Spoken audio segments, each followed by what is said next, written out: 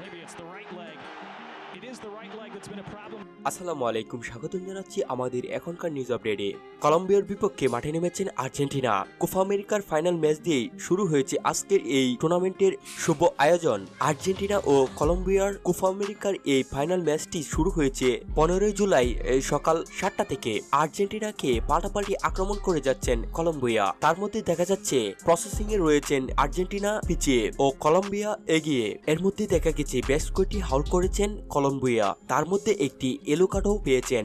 সম্মানিত ভিউয়ার্স, এই ছিল আমার হাতে থাকা এই মুহূর্তের কোপা আমেরিকার ফাইনালের সর্বশেষ নিউজ আপডেট। পরবর্তী নিউজের আপডেট সবার আগে পেতে এখনই আমাদের চ্যানেলটি সাবস্ক্রাইব করুন। Anxious moments for Argentina.